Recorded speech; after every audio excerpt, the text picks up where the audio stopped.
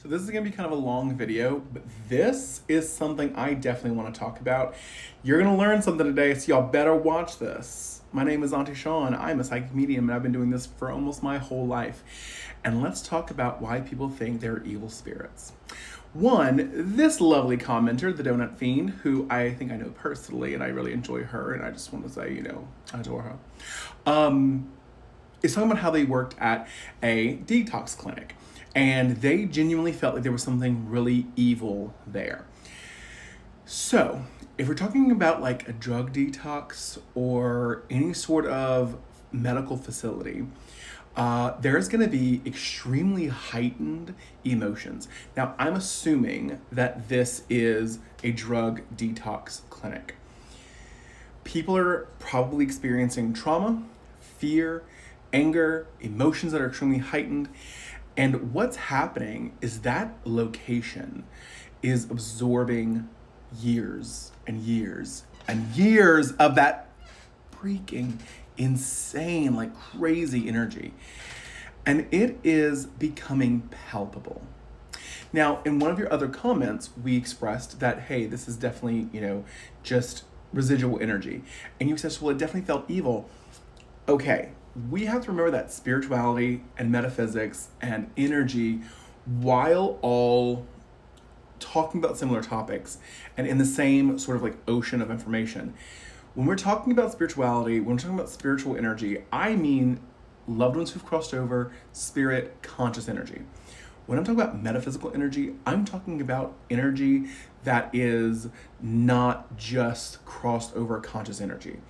So I want to tell you that the energy in that place that you were feeling that was evil was definitely metaphysical energy from the living, because it is not conscious, and therefore to simplify it, not in a like dumbing it down way, but in a sense of like just making it understandable, physical energy that is sort of left behind through traumatic experiences, I kind of consider having a negative charge. Not positive negative as in good and bad, but positive negative as in scientific energy. I consider spiritual energy being a positive charge. So, for instance, when we think about lightning striking the ground, trees and plants and the earth put off negative ions to attract the positive ions of lightning. And because it does something to the atmosphere and the energy of the ground and brings in nutrients and all this whole thing. But we're talking about spiritual stuff right now. But the negative ions are sort of coming from the physical world, right? So when we're putting this off, it's going to feel viscerally different than the energy our souls put off, which are positive ions. And it is going to come across as not dark, but like something we don't want to mess with, because it is such a difference from us. But normally, it's just trauma. It's just negative experiences. It's pain, it's suffering, it's hardship. It's not necessarily anything actually evil. It's just a concentration of pain. We see this a lot in haunted houses, in traumatic places, and that's what we kind of attribute to being a poltergeist, because that energy can become very thick, it can become very intense, and it can be something that can almost manifest physically, because it is physical energy. And so it is something that frightens us to be around, because it echoes the darkest parts of humanity. It is not spiritual energy because it is not conscious. It is reacting off of us. It is sort of like a shadow.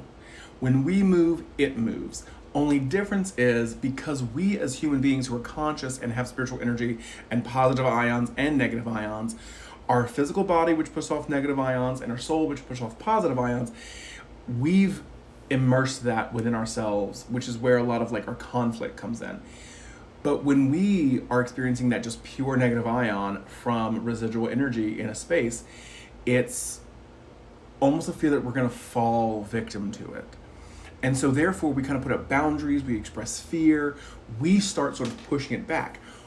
Well, guess what happens with those negative ions? They push back. You push, they push. Because it's two energies trying to sort of like, not fight for dominance, but they're trying to coexist. And so that pressure you're feeling when it pushes back is almost coming across like it's conscious, and it's not. So if you want to ignore it, are you ever in a space like this again, and you want to best not be affected by it, ignore it. Pretend that it doesn't exist. If you feel that pressure, just walk away, go away, like leave it on, like, okay, that's fine. Don't be bothered by it. Because just like if you were poking a bear, the more you mess with it, I want to use the F-bomb, but I'm trying to be more, family friendly on this now. The more you poke at the bear, the bear's gonna poke back. And the more you just have a cool, comfortable, calm personality with it, the more it's not even gonna bother you. It's gonna get to the point where you realize there might be a pressure there, sort of like when the barometric pressure gets really high and you go outside and everything just feels tense. You might feel that, but you're gonna learn that it's really nothing that's gonna bother you as long as you ignore it. People who go in, like a certain paranormal investigator who go in to places and start yelling and screaming and throwing fits and arguing with it and calling it a demon and then get pushed back, yeah, they're creating their own drama.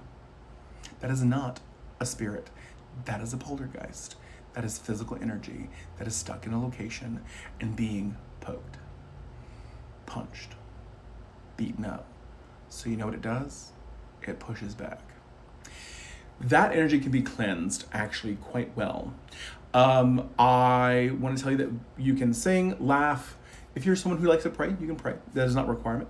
But anything that you do that sort of brightens your energy will sort of keep you unaffected by it. And if you were to go in like someone like me who is trained in cleansing spaces and healing spaces, I could go in and probably rid that place of that negative energy for a time being. But remember that any place that is going to have consistent traumatic experiences, much like a hospital or a detox center or a battered person's shelter, things like that, those places are going to continue to get filled with that negative energy. And it's not bad or evil, it's just the remnants of human existence. And guess what? We live in the physical world where we all have human existences. So it's never going to go away for forever. It'll come back. The point is to sort of stem the tide and keep it from drowning you. So that's really all that's going on. There's nothing spiritually conscious in that space.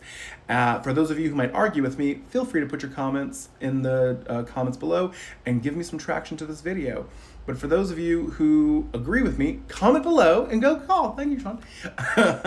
Because I've been doing this my whole life, and I love helping people understand what is and what isn't conscious spiritual energy, because let's face it, Hollywood has done a terrible job.